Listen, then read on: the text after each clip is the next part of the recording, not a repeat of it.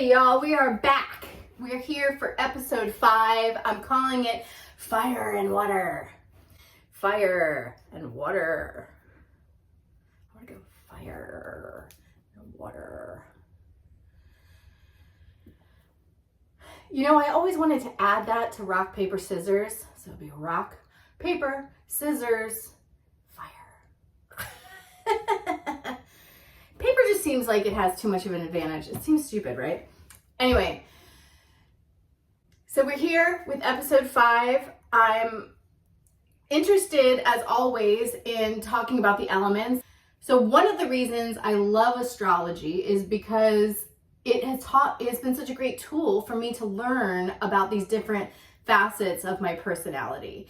And I love this myth. I think it's Ptolemy maybe wrote about it or something. It's a Greek myth where it says that when our souls incarnate, like it's astrology is like the blueprint for what we're coming here to do. And it's also like a photograph. It's like, the energy in that place and that time, it sort of like leaves this impression on us, and that we come in. So this is the part of the mythology, that when our souls come in from the cosmos and we're coming down through the density to come to Earth, and it's like the planets are sort of like laying their blessings and their challenges on us, and it's like we're taking on that density as we're coming down to incarnate in our mother's womb. And so at the moment of our birth, at the moment we take our first breath, it's like those things are the photograph of what our soul, the shape, the essence, the feeling, the vibe, even some of the work we have to do here is all in your astrological chart. So I love that idea. And then when I really got a handle on using astrology and my rising, knowing my sun sign, my rising sign, my moon sign, the planets and stuff. And I always describe it like this, like it's like a sound mixing board, with all these faders, and each one goes from, exalted to in detriment, to like, sounds like shit. It sounds amazing, like a symphony, but really we're trying to find balance most of the time. Okay. It's like, we're not trying to live at the extremes of who we are. We're trying to get everything in balance, so it's less fluctuations. And so one of the best ways through astrology I learned to do that is by understanding the elements. My sun sign is Scorpio, that's a water sign. My rising sign is Libra, that's an air sign. And my moon is Virgo, which is an earth sign. And so I just love thinking in terms like this, because the elements are the raw materials that we get as building blocks on Earth. And it's like, and like in Ayurveda, they have a 5th element, ether. I think they do. I think Chinese medicine uses that too. A hermetic way of understanding the journey of the tarot deck, which is also another way that I learned how to use these elements in different aspects of myself and different stages of development. In tarot, you first master fire, which is your inner fire, your passion. Then you would master your emotions, which is the cups. Then you master your mind, which is harder to do, in order to have mastery in the material world, the pentacles. And then you start on and then it's like ace through 10. And it is a journey. It's kind of a zigzaggy journey. It's not necessarily linear. And then you work on a progression from the page, from the student, all the way through the king, which is like attainment and achievement. And each of these are inside of us. It's not like, again, don't get hung up on the gender thing. It's like, this is all inside of us. This is the alchemical marriage that happens inside of us. So when you think about ourselves in terms of elements and these little mini journeys that all different aspects of our personality are on, and exploring different things, here to share different things, my energy, like I've done so much work accepting who I am. Like that Scorpio side brings a lot of sexual energy to the world. And I like it like that. I like feeling really juicy and alive and sexual. That's like part of my magic. So is the Libra side. So tarot works great with astrology, but really, you know, the point of this is just to say that this episode is about fire and water and my deepening relationship to the elements and just how I think of things. It's kind of a funny theme for this because some of it came about just of the ridiculous bathing situation right now because all this work needs to be done in this ancient house. And then the fire thing too, you know, having lived out in Northern California for so many years where all those wildfires are and stuff, and just learning really a lot about land stewardship and helping different people on their properties and learning about different indigenous ways of caretaking forest, which includes fire. So everyone's paranoia and you're not allowed to have a fire out there. No one can have fires. There's like fire bans. And like they do let you burn debris because it's the only way you can really get rid of stuff on big pieces of land is to just burn it. So there's burn days and things like that, but then it ends in the summer. But it's just ridiculous because literally like campers coming through would pick up so much wood, and it's called fuel, you know, all those pine needles and broken branches and the trees, you know, the cedar trees and stuff, they're very light and kind of brittle, and it just, you know. So fire is actually the ally. It's not this demonic thing that we've been, and this is all part of, to me, the program of control, of separating us from our true selves, separating us from the earth, separating us from our really, really essential, elemental connection to the earth. Like I do believe we are just, that Gaia is our mother. We are just extensions. Like we are literally living extensions of this planet. So what do we do with that, right? We live in this dumbass world of separation still, and we're trying to get all these muscles back online, right? All of these relationships with nature. And it's heavy, you guys. It's not easy. And so that's one reason I even wanted to do this show, so that I could just talk about it, because it's not just, you know, I'm sort of very consciously thinking about these things, and how I do one thing is how I do everything. And the macro is in the micro. So it's like doing the small things with care and attention, different intention does make a difference. So that's what I'm trying to bring to y'all today. I hope you enjoy this episode. Thank you so much for being here and listening to my ramblings about all this stuff, and enjoy the fire and water episode. Let's see if we can do this.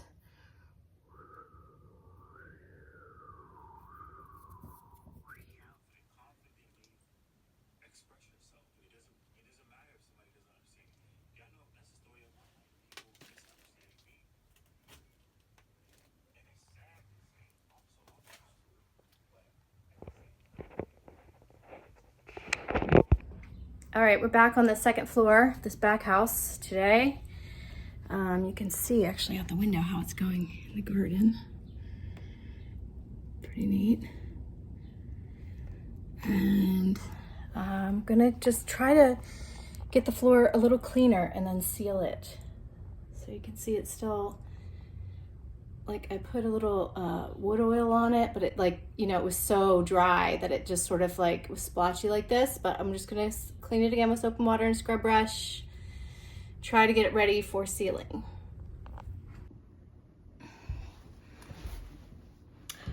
Okay, everybody, we're down here. We're in the nitty gritty now. Oh, I wish you could have just heard it, but I was just listening to Creole Love Call, which is a very, very dreamy song, and it was actually the first song that I used when I first ever did a mermaid number. It was my first mermaid number.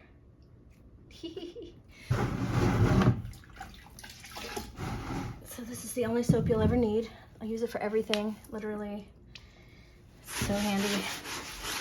And you know, I mean, I'm such a fan of water. Like, water is an element. You know, all this Swiffering, all this pushing chemicals around your floor, and all that talk about like, oh, you're just pushing dirty mop water around the floor. It's like, no, you're not. Water is like a super power. It's like the same, you know, level of cleansing and purifying is like fire would be, you know? It's like a really sacred element. Anyway, and you know, you are cleansing, banishing, like resetting. It's like water is so important.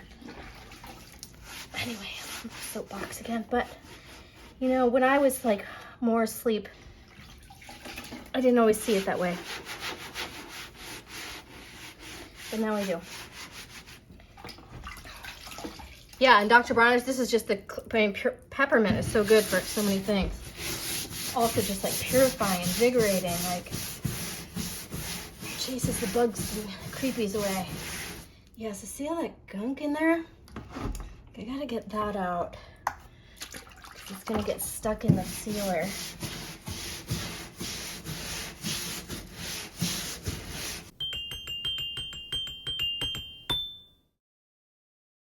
I need to point out here, this is exactly what I have to do every time. I need to take a bucket of water up to the second floor. It's a world-class pain in the ass, and I just want you to know how difficult it is. And yes, I'm kind of complaining about it.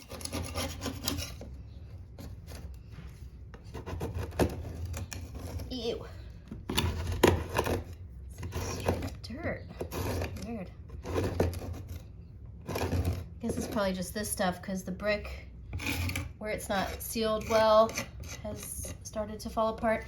That's what a lot of these houses actually in Baltimore are known for, this flimsy brick, because some of the houses, especially not so much this neighborhood, but one neighborhood over, that was like the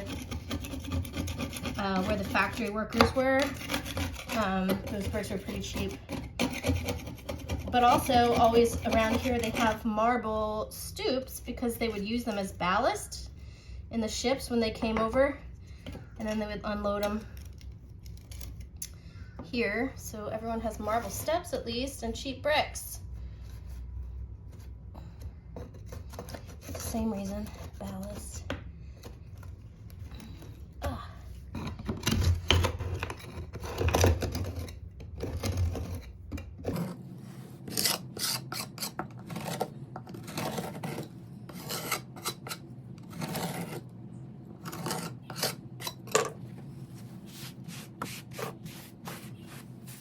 I did want to mention how inspirational I find the work of Veda Austin. And there's lots of other people that have done different experiments with water. I know Lynn McTaggart from The Power of Eight, and I think Dean Radin, people like that have been doing experiments with water for a long time. But Veda Austin was recovering, I think, from a car accident, and she had a lot of glass still in her body, and she moved to an area with this certain pH of water that was very healing, and it pushed all the glass out of her body. And then she discovered by accident, by leaving a photograph on top of a petri dish of that same water and putting it in the freezer, that the ice crystals took on the shape of the photograph, and then she went on for years of what she calls collaborations with water.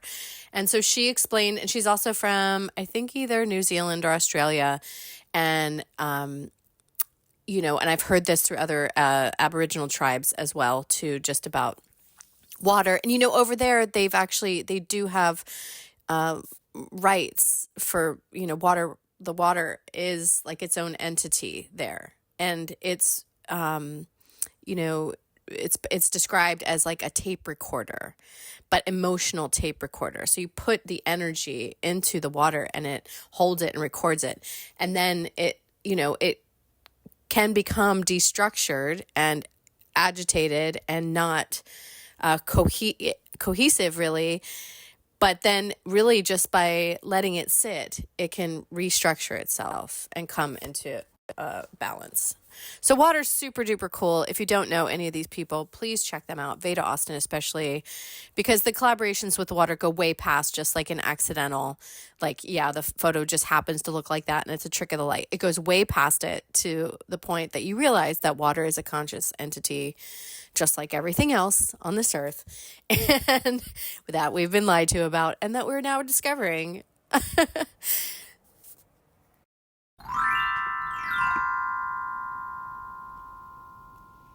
I hesitated to show this because to me, it's like really embarrassing. Like if this was my house, I would be mortified that, you know, it got to this point. But, you know, also I know that it sort of was about to be renovated, and like a bunch of shit went down. Contractor made off with a lot of money, never finished the work. And, you know, that things just kind of got frozen in disappointment, frustration, and overwhelm and all those things. And then life rolled on, and, you know, all the things that happened to all of us the last few years. So, you know, this is how things just kind of, neglect just takes over. So I did hesitate to show this at all. And so just giving all due respect.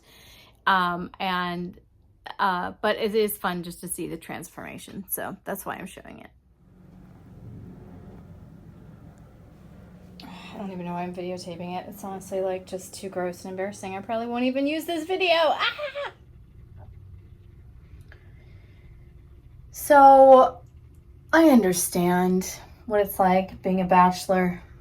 I'm a bachelorette myself. I've been living alone for a long time. However, I really like things clean. And I know it's just absence and not having a girlfriend that wants to live in this place because there's so much to fucking do. But it's just sometimes I just wonder if there's much difference between being here and just being homeless, because I don't know. There's like a lot of hair and some weird things going on. And I'm not judging. I'm here to help, you know? And it's hard. I don't think anyone should have to take care of a house by themselves. I think it's a lot of work. That said,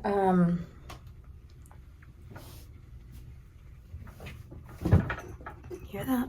I just feel like I'm gonna fall through the floor. Oh, thank you, Lord.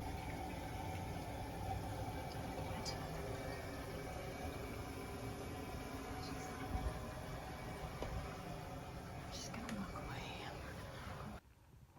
All right, so this is the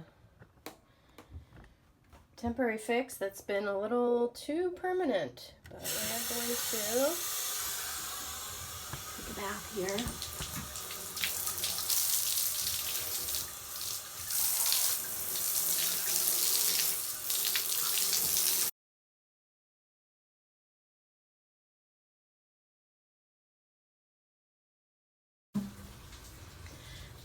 Having my coffee in the bath because I was at the fire last night till late and was super exhausted and went to bed without a shower, and I was so dirty, and now I have to wash myself and the sheets. The shower was working, but it was like this angry hard mist. I was pretty sure that there were better showers in prisons than that situation. And I think baths are very luxurious, and I love having a bathtub, so I'm just going to take baths while I'm here. So we know.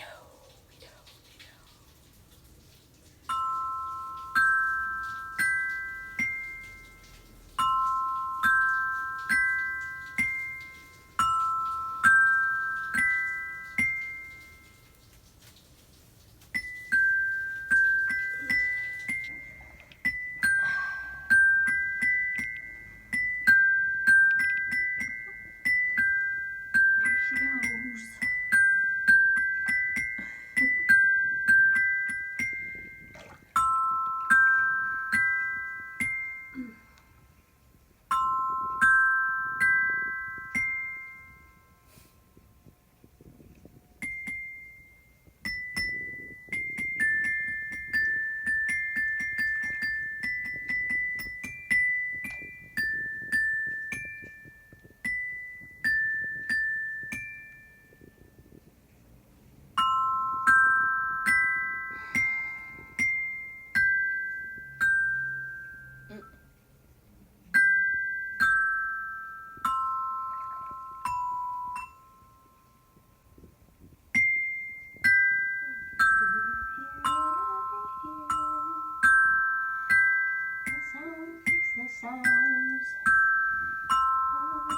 ocean. I told you guys I was a mermaid, right? It's not a joke.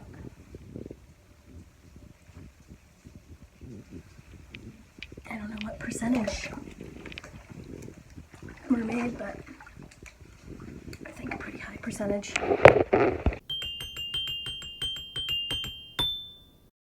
I'm working on this episode and I just want to show you, I mean, what's going on in here. So it's like this, and it just all needs to come down. It's like this isn't even real tile. It's like this weird papery stuff. So yeah, it's just like all gotta go. And it's like this floor is the original floor. It's so old. The bathtub is so old. And like during the day, you can see light through to the sally port. It's like crazy. So I'm just like, oh,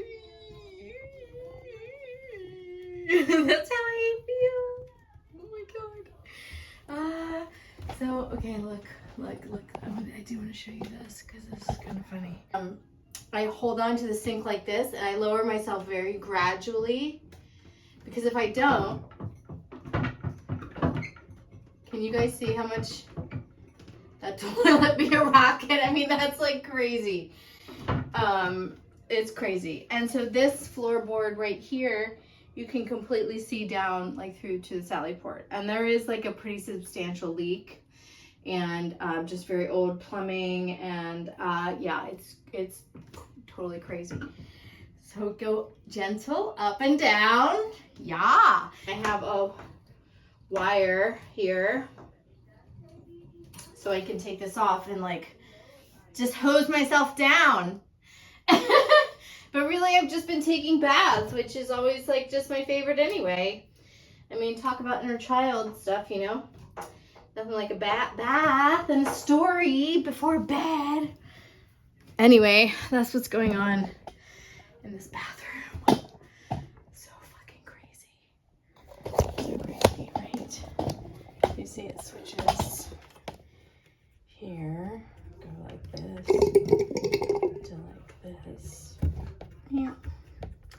And this was just a workaround that was devised like 20 years ago. How time flies.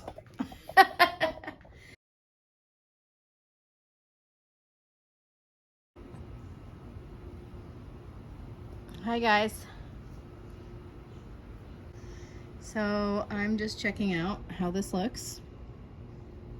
And I'm very excited with how the underside of the concrete is so exciting. I mean, it just looks so fun, but it's like, I mean, it's like 3 inches thick. So it's like, to be able to use it on this bumpy lumpy side, it would have to be part of like, it couldn't be flooring because it would be painful to walk on and hard to clean. So it would have to be like, I don't know, it wouldn't be cool to have like archway here, like grotto style with this sort of stuff, but like it would have to be so well supported. So I'm just sitting here thinking about like how that could happen, and getting ready to try to burn some of that pile in the back there.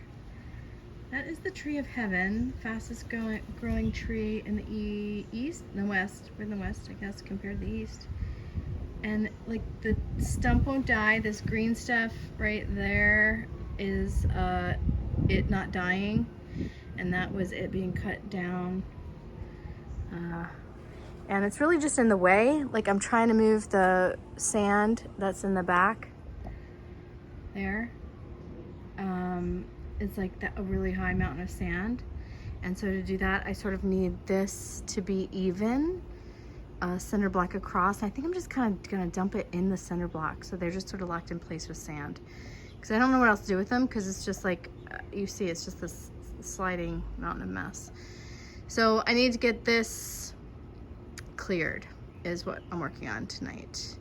And also, fire is the most sacred thing, and yeah, I'm sort of pushing the limits with the neighbors, but we're gonna try to push them tonight. That's why we have it up in a bin surrounded by cinder block. I will turn on the hose when it's time, but we're gonna give this a go.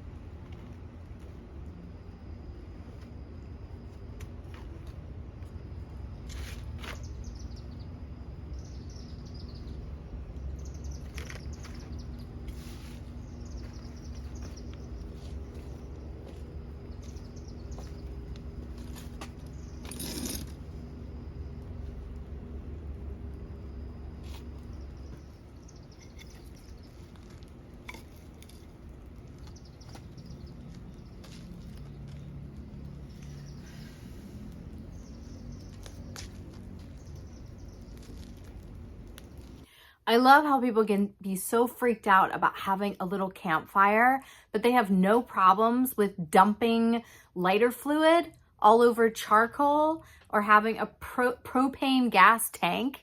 So, I mean, these things I think are more dangerous than burning wood, but you know, I mean, we've just gotten so far away from the basics. It's just always surprising to me. So, you know, I know I was pushing it, but also it needs to be pushed.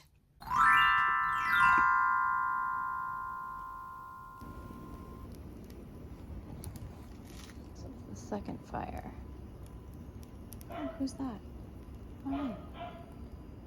Hi. Just that little butterfly. Oh, it's a little fairy. Look at her. You guys see her? She's dancing away. Don't dance away. Come back, come back, come back, come back.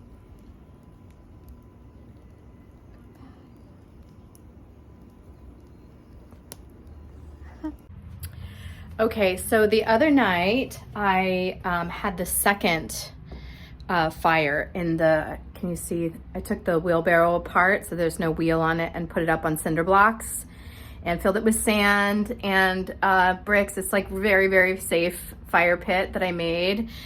But the neighbor, which I did know was kind of pushing it, you know, for the city, and like one of the neighbors did freak out. And I just wanted to talk about this because it is a little complicated thing for people, but just in my discoveries, again, since my real awakening and since getting a lot of these intuitive muscles back in working order, which took rewiring my brain so that I'm using both hemispheres and our lunar and our solar, like it's literally can be that practical for you to work on it.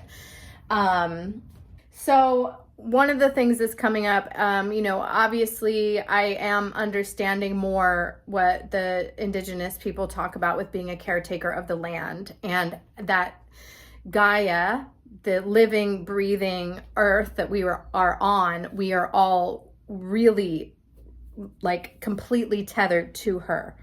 And so our caretaking of her is caretaking of ourselves and each other. And so it has become more important for me to think of being in service to whatever land I'm on.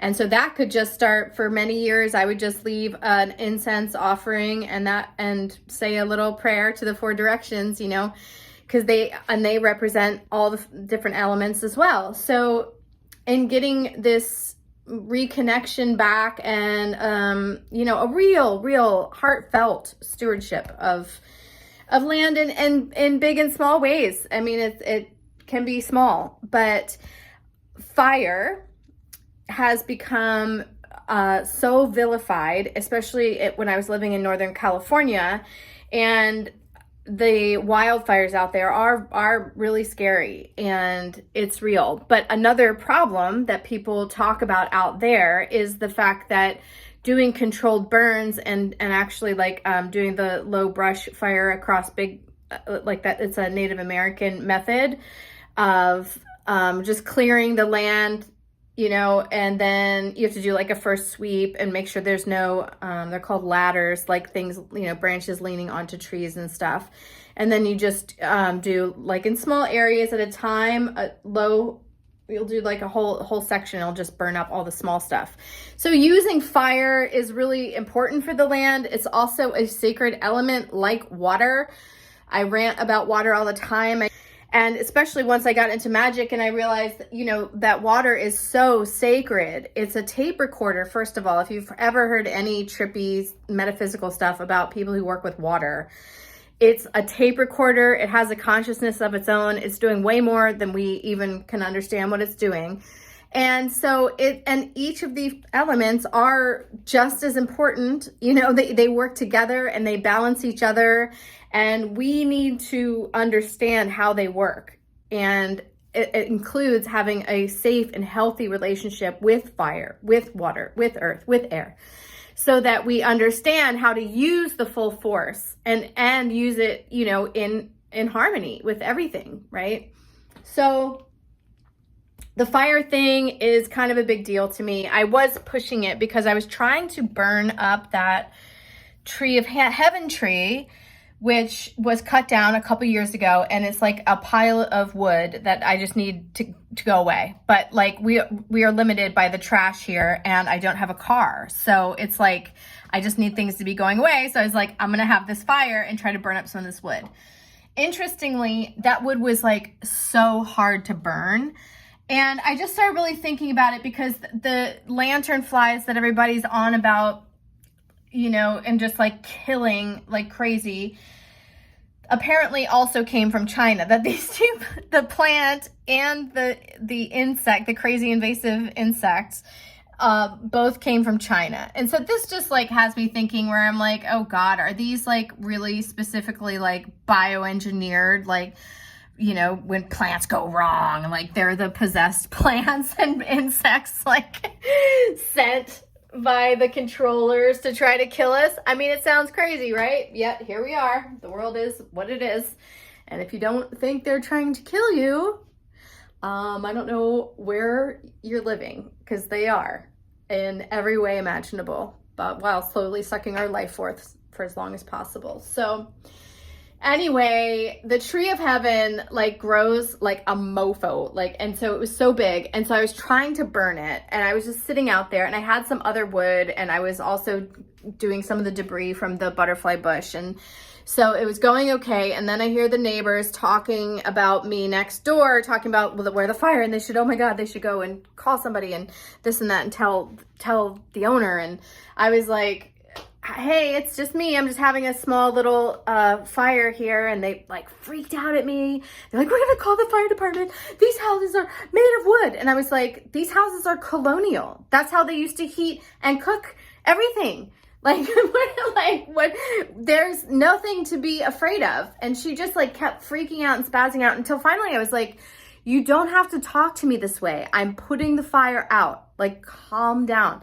She was so triggered and worked up, and I was just like, whew. And I did apologize, and I knew that I was pushing the limits, but also when you go, well, hopefully, maybe you already know what I'm talking about, or you'll begin to see it, where it's like we are going to have this obligation to, not an obligation, it's like from a deep place of service to the earth, but, these are going to be some of the challenges that we're going to have to start pushing on. And I know there's a lot. It's like, where do you even begin? But, it wouldn't be that hard to get even just a fire safety class, and then, you're approved to have a fire pit in your backyard in a city. I mean, I think it's crazy that they're carting off like yard waste in a truck and putting it in a landfill.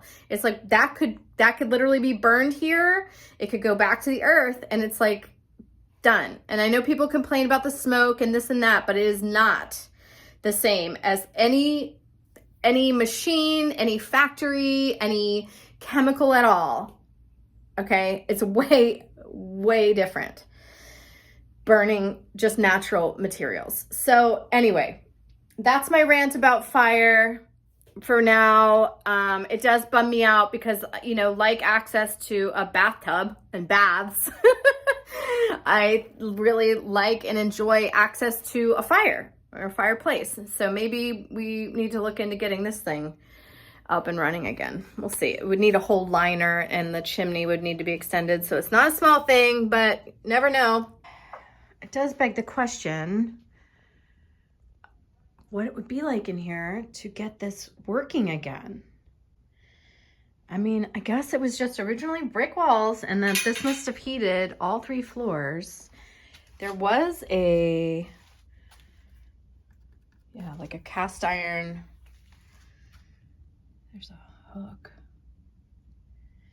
And this is like, I guess, would have been the griddle or stovetop or something. And the fire was underneath, I guess. Then it goes up to the ceiling. So it would need a liner. But otherwise it's just like a straight shot. And that would make a big difference. It'd be so cool to heat this place with firewood again.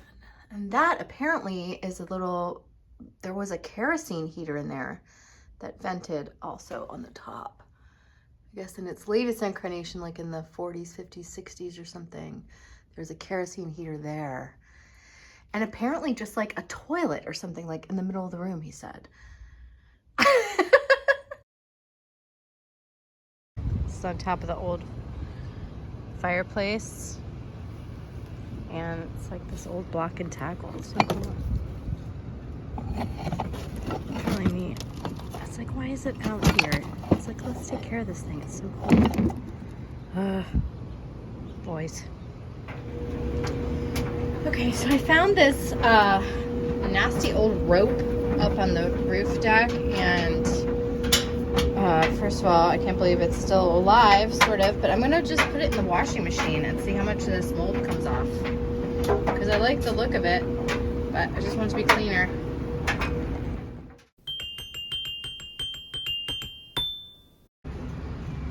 Okay, so here's how the rope turned out. I don't know if you can tell much color difference, but the texture is like a world of difference. It's actually like soft again. So I'm sort of tempted to do it again with a little bleach, a little more bleach. I put some in there, but it is looking better. It's feeling a lot better, but it's still kind of gross in parts. So maybe we'll give it another whirl. Turned out really nice. It's like it's still got that color in the grooves, but the texture is much improved. Got a lot of work to do to get these knots out though. From the washing.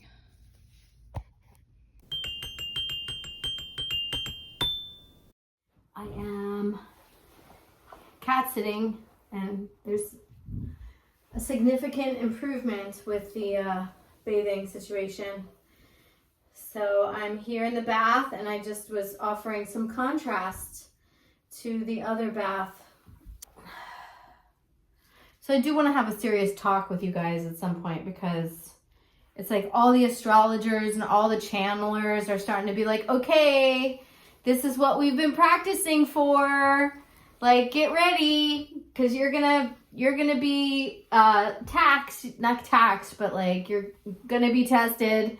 And it's really just about trying to keep your center, stay grounded, and just be in the most like love and happiness and rolling with the punches, and everything's as right as rain as you can be, because that's alchemy. So it's like we gotta figure it out. We gotta find it like soon.